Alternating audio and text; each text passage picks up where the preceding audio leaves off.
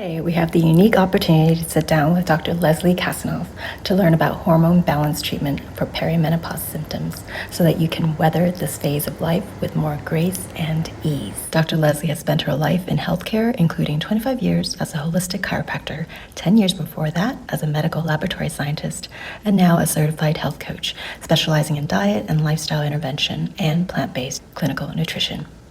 Over the past couple of years, Dr. Leslie has combined her science background and holistic and nutrition expertise in coaching women who are plagued with chronic health issues and who are looking for simple, natural, drug-free solutions they can implement easily so they can get back to leading an effective and fulfilling life. Her commitment is to help them be able to continue to do the things they love and live a fulfilling life till their last breath. Without further ado, let's jump right in. Hi, Leslie. How are you doing today?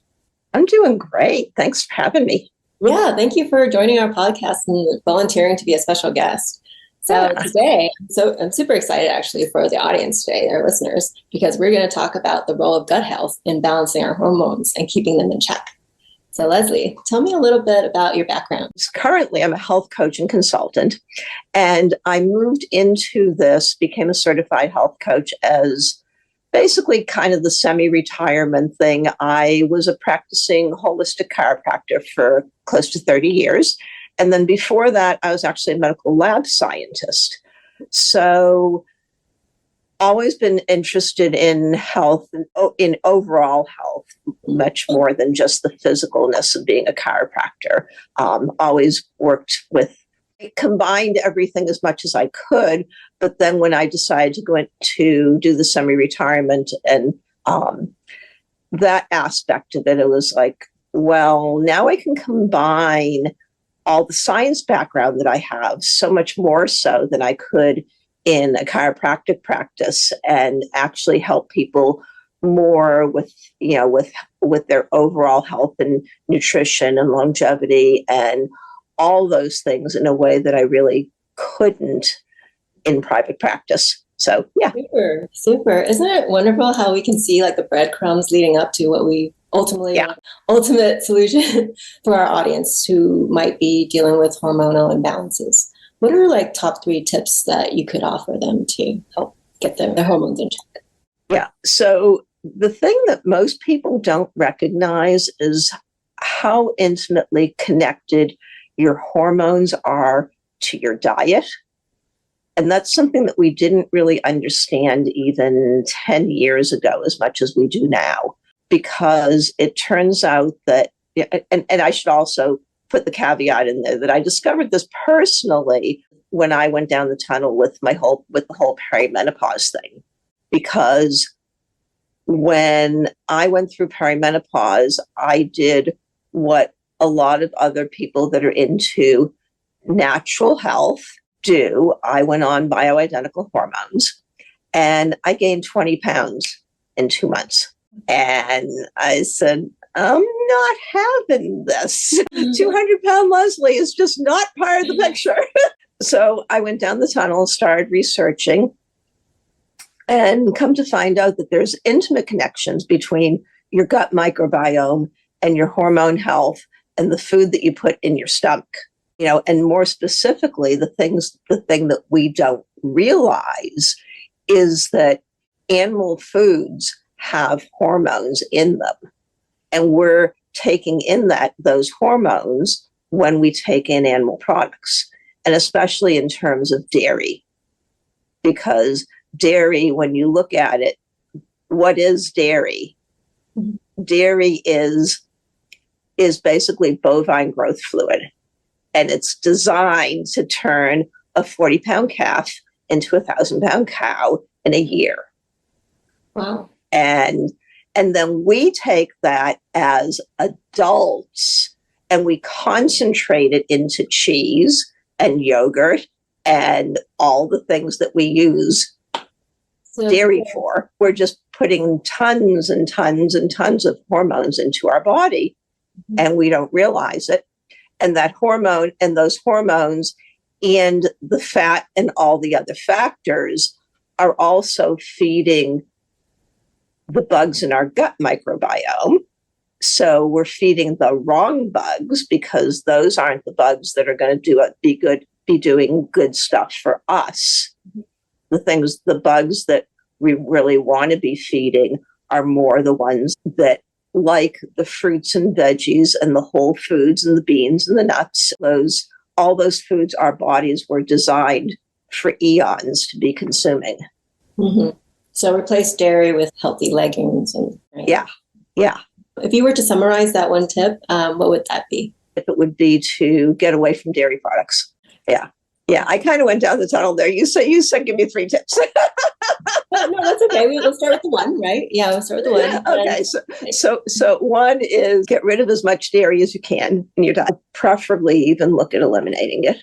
The second one is eat more whole, fresh foods, fruits, veggies, beans and grains, nuts. The third thing would be don't be afraid of carbos, but understand that there's a difference between processed carbos, all the white flour, white sugar, isolated fat put together into some other mixture, and real whole food carbos like your whole grain rices, your quinoa, your barley, your millet, your all those things, your squashes, even potatoes.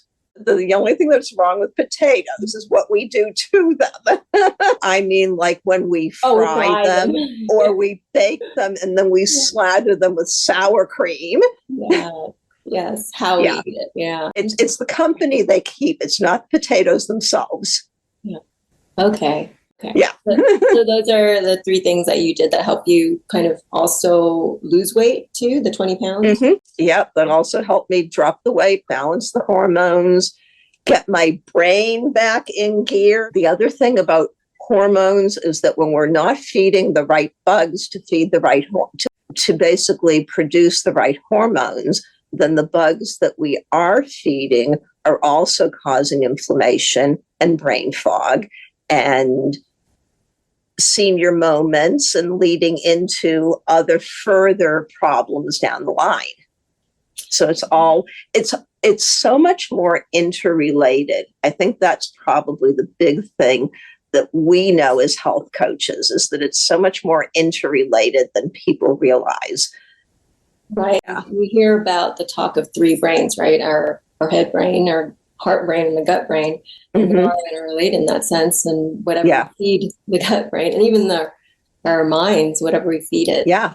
It's all interrelated in terms of your future and diseases and all that too, because basically it's like where the genetics comes into it is what diseases you're going to get, how it's going to display in your particular body, but it's like whole healthy food is going to help you with all of it, and avoiding all the garbage that we know is being pushed on us so much every day is what's going to help us in the long run.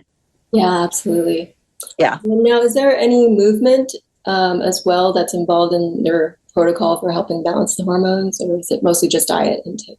Oh, yes, definitely movement. So my background picture here, I took that last summer. I'll just throw that in there. In here, I took that last summer in the fjords in Norway, where I spent 6 weeks on my bicycle. Oh, 6 weeks. Wow. Yeah. So I'm all about walking my talk physically as well. Wow. You Yeah. biked all over Norway. Yeah. So I biked from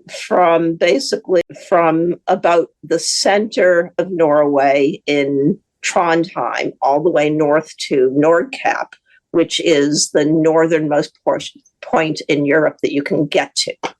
Wow. That's summer. Is that right? Summer? Yeah, that was last summer. Didn't see a sunset for over 6 weeks. Wow. Because I was there in the summertime. That's the time to go. Yeah, so bicycling is a good type of movement. Yeah, so movement is key. And the other thing about movement and balancing your hormones is that we also have to switch how we're doing movement. If you're perimenopause or after, it actually is much more beneficial to lower the intensity of that exercise and lengthen the time. because that actually helps balance our cortisol and all the fight or flight hormones together with, helps bring cortisol levels down, helps utilize some of those other hormones a little bit differently. So it basically brings it all together in a much more healthy way.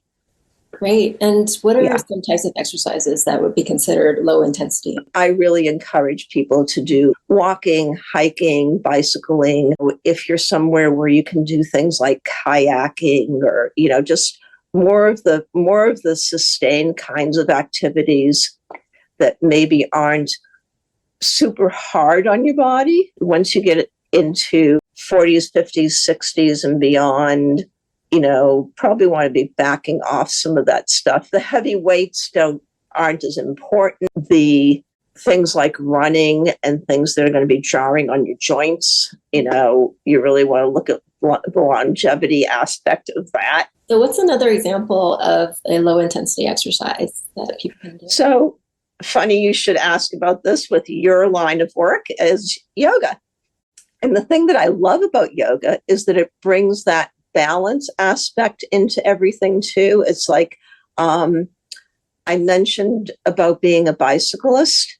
So for me at my age, I don't even worry about balance the way a lot of other women have to, because I get that kind of inherent balance thing on the bicycle. But I also get it, and this is another tip for people, I also practice balance every day. And I am going to caution before I say this, I'm going to give you the caveat that you want to make sure you have something to grab onto nearby, okay? But what I do personally, when I get out of the shower in the morning, I dry my feet and my legs on one foot. So when I stop the shower, I grab my towel with one leg, standing on one leg, I will dry the toes and the ankle and up the legs, up the leg of one leg. Then I'll step out of the shower and I'll dry the other one the same way.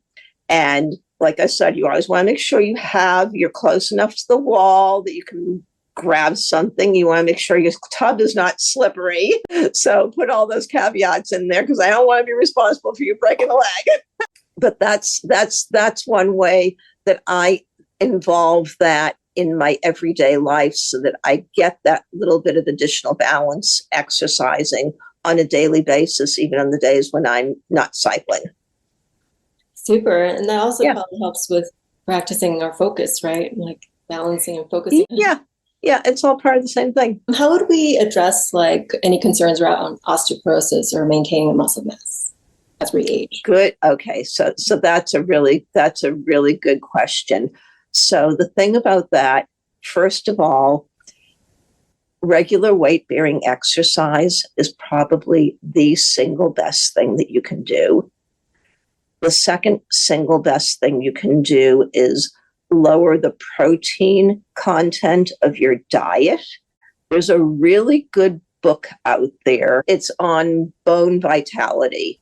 Okay. We'll include the title once you have it. Yeah, I'll pull it up for you. But basically, they're really well researched that talks about the whole thing, that when we decrease our protein intake a little bit, it changes the pH balance in our system. And everybody has been reading the stuff about alkaline diets, right? Oh, alkaline? Alkaline diets. Mm-hmm. Well, one of the things about an alkaline diet, one of the main reasons for an alkaline diet is not only does it decrease inflammation, but it also helps that balance so that you're not pulling calcium out of your bone. Because when your system is acidic, it actually pulls calcium from your bone and uses it as a pH buffer. And for anyone that knows anything about chemistry, it's a pH buffer helps maintain that pH. But then your body just ends up excreting the calcium. Mm. So when you're running a more alkaline diet, as you do when you're eating more fruits and veggies and again, your beans and your legumes and your whole grains and your healthy fats, that's going to keep your diet a little bit more alkaline so that you're not pulling that calcium out of your bone. Okay. Now, does it depend with protein? Does it depend on the quality of the protein that we should be concerned about? So that's pretty much true for pretty much across the board for animal protein. So I'm not saying people need to be vegans, but I am saying that if you're eating, most people in our culture are eating animal products multiple times in a day, between the dairy products and the eggs and the meats and fish themselves. They may be eating animal products 15 meals a week easily. So when you cut that back to, if you look at other cultures that live into their 90s and beyond, people like the Okinawans and people like the Sardinians and the Icarians, other people in the blue zones, what you find is that they do eat animal products, but they don't eat the volume that we eat. So animal products are maybe 10 to 15% of their calories. So just to continue that conversation on it, the easy way to look at that is if you eat 21 meals a week, as most of us do, if you make 2, 3, 4 of those meals, maybe even 5 of those meals have some kind of animal product in it, then you're there. Once you start going up above that, then you're eating more than what your body was designed for. Some people struggle with processing or digesting legumes or beans. For those people, what do you recommend as an alternative to protein intake? Well, first of all, if you bring them in kind of systematically and slowly, along with a good probiotic, that's usually really helpful. Mm-hmm. What's a good probiotic? So I think the best thing to do is to find something. First of all, it needs to be refrigerated. If you buy something off the shelf and it hasn't been refrigerated, it's going to have very little activity left. I work with products that I can get as a practitioner that aren't available out there on the market.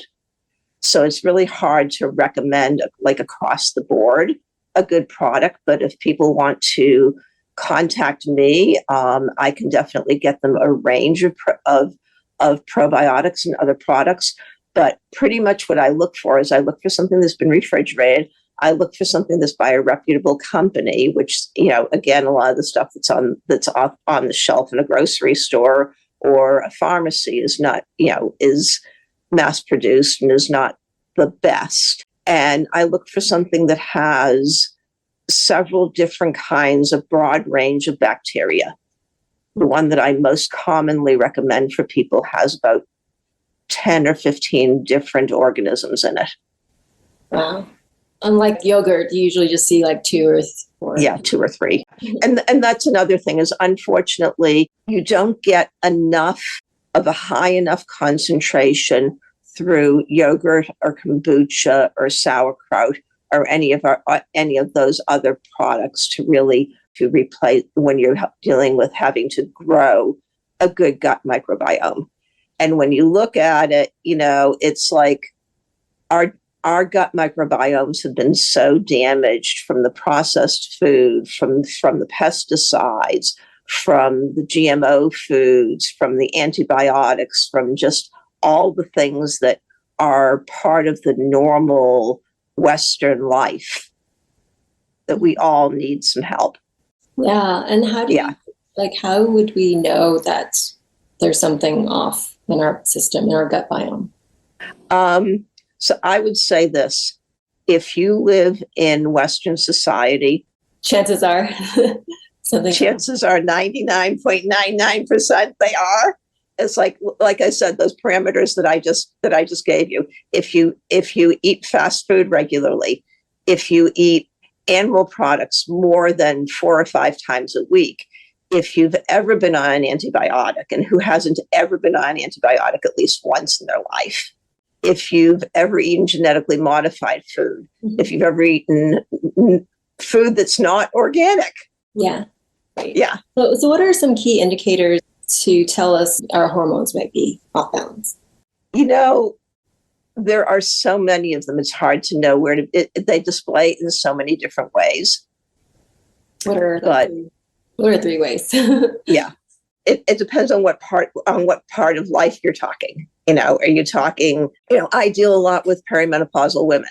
Mm-hmm. So, in our society, the hot flashes and night sweats and brain fog and all that stuff is just a common occurrence. We expect that. But there are other societies that eat differently than we do, that have different lifestyles than we do, that don't experience as much of that. So in America, basically what you're dealing with is, if you're having those hot flashes, if you're having those temper flares, if you're having that brain fog, there's a hormone imbalance that to one degree or another is making it worse. So any last parting words, Leslie, for the audience here who are struggling with balancing their hormones or going through perimenopausal? I would just say that there's a lot more that you can do as far as diet and exercise and overall things that are going to be better for your body in the long run than doing the two main things that I see people doing, which is number one, suffering with it and just waiting for it to be over. And number two, going on medication. Not that medication isn't the answer for some people, but that across the board, it's often the first thing people do because they don't realize there's something else that they can do. And with the medicine, does that have long-term effects? Like, do they have to take it forever once they start? Is it one of those? Well, it depends on what you go on for what reason, because sometimes people will end up getting put on antidepressants because they feel depressed, and then that takes a whole different route. Or if they go on hormone replacement, quote unquote hormone replacement, it's not really hormone replacement, but that's one of the names that's commonly given to it. Now, there are potential problems with that. What would it be called if it's not hormone replacement? What's technically the term? Well, the terms have been evolving because you're not actually replacing the hormones, because at this stage of life, you're not supposed to have those hormones. So you're not replacing something that's supposed to be there.